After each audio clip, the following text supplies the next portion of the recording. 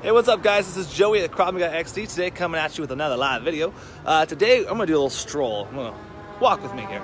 Today, we're going to talk about, we get people to ask us, like, what do we do about our family, or our loved ones, or our significant others, or partners, or children, or whatever the case may be, dogs. What do we do if something happens to us and there's a violent attack and we have to go fight because now we know self-defense, so we can actually protect ourselves and our family? So what do we do with that? Well, my advice is a little bit twofold. So there's a lot of different options for this. So option number one, simply put, is to train all together. Have everybody come in, train some self-defense classes together, have some fun, it's a cool bonding experience, etc. However, I know that's very impractical, and a lot of times you can't maybe afford a full suite of memberships, even though it doesn't really matter. I'm not going to get too far into it. But the idea is that it's hard to sometimes get a whole family or a husband or a wife or a significant other to want to train with you because maybe it's a thing that you're looking into and maybe they're not as interested. So if they are not training, we're going to take that out of the picture. That's what we're going to assume right now. Now, we get people all the time that come to us and they're like, hey, I want to be able to protect my family. That's my most important goal, is that if someone attacks us, I want to be able to protect us. And that's why we're here. We're here to learn self-defense so we can protect our family, my wife, my husband, my kids, or myself, or my dog. It doesn't really matter, but they're there so they can protect somebody. Now, what we recommend is that you have a conversation with them about a basic plan and understanding of what to do in different situations. So let's say, for example, let's say you guys are out, it's you and your partner. I'm gonna say partner instead of wife or husband or boyfriend or girlfriend or kids, because honestly, it could apply to anybody. So I'm gonna say partner just to keep that up and going. So let's say you're out with your partner and someone comes in and they attack you. Maybe they have a knife and they're trying to stab you and take your stuff, or maybe they have a gun, or maybe they're just hoodlums or gangsters, or maybe they're drunk, maybe something else is happening and it's just an attack and you don't know what to do. So what you're gonna do is you need to protect your partner. I mean, hopefully that's pretty self-explanatory. If you need to learn how to screen and stuff, you can go to the other video about screening and VIP protection. But besides that point, what do they do, our partner that we're protecting, what do they do during the encounter? That is the question that we're going to be talking about. So I want you to start running through these different situations and figure out, what would you want them to do? Do you want them to stay put? Do you want them to help and like jump on their back and grab their phone and smash them in the face with it? Do you want them to run away? Do you want them to take out the camera and videotape it for insurance purposes and police purposes? What do you want them to do, and what would help you the best? In my case, I would rather them get away. So I deal with the bad guys, they book it. That would make me feel more comfortable because I'm pretty confident in my fighting ability and I don't want to not worry about them. So that's what I would do. You may be different than me, so that's completely up to you. Now, what about if you hear a noise at night? Do you go check out that noise? Do you stay in the room and guard the room? Which is a good idea, by the way. If you go check the noise, is your partner on the phone calling 911 or ready to? Or are they pulling out the machine guns and they're getting ready to blast away at the door? Like, what is the plan? If you do go check the noise, what do? Do they sit there and just wait under the covers and hide? Do they go into the closet? If there's someone kicks down the door and they're yelling, get over, they're trying to get you, what do you do now? So do they just sit there and panic and scream? Do you panic and scream and sit there and scream? Or are you going out and dealing with the situation? And then if you go and deal with the situation and they're left alone in the room, what do? I would recommend a couple different things. Number one, I would say a good option is to have a kind of like a safe room closet, but not necessarily like a safe room closet with like the metal doors and shit.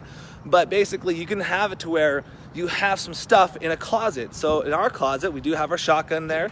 We actually have an old cell phone that doesn't work anymore, because old phones that don't work still can call emergency services as long as they connect to something.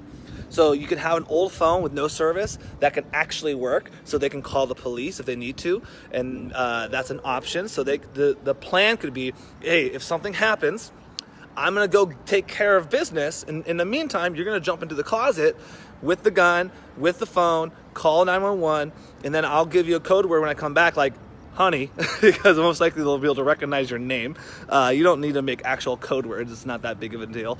And that could be a plan. So that's a whole plan right there. Other things you can talk about. What if you have kids or a dog that is like your kid, like I have? What do you do in those situations? Well, okay, if there's another kid involved, if there's a kid involved, that's a variable. What do you do? I would recommend that if something happened and a fight was inevitable and you were starting to fight with somebody that was attacking you and your family, that you would fight, your partner, whoever they may be, will grab the kid and evade the situation, get them kids safe, call 911, and then figure out what to do next. So these are all just little tiny plans of action that you need to set up with your partner. Now, I do say partner repeatedly because, well, the chicks here at our school are badasses, so it wouldn't be far off for me to say that they would be the ones fighting and protecting their partner, whether or not it was a boyfriend or girlfriend. So we do, it is what it is. Our girls are badass. There's also situations where people are talking about survival preparedness. We don't really get into that too in depth. Here's the deal, guys. You need a basic plan for everything in life, right? Just a basic plan. You don't need to get super in depth.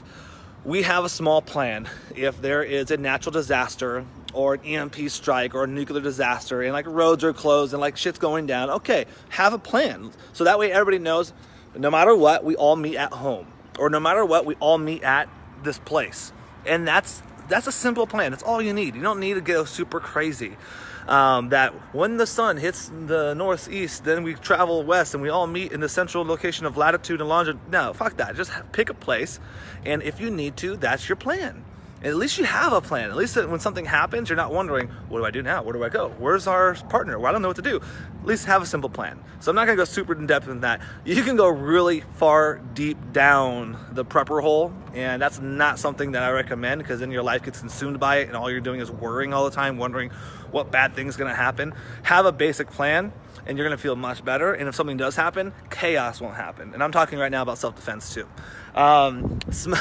Funny story. My training partner Kyle and I, back in the day, we made a plan, and we're like, dude, because we're both expert level Krav Maga instructors, and we're like, dude, if there was ever a fight, what would we do? So let's have code words. So like, if somebody comes in and tries to attack us, or there's shady people, if I say code red, that means it's dangerous. Like, this is like gonna happen. If I say code orange, that means, there's a threat in the area. Just keep an eye out.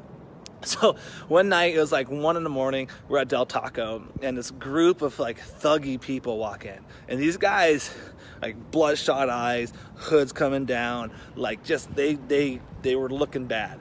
And I remember we both looked at them and both looked at each other like, this is probably like a code orangey red, because this is like a dangerous situation.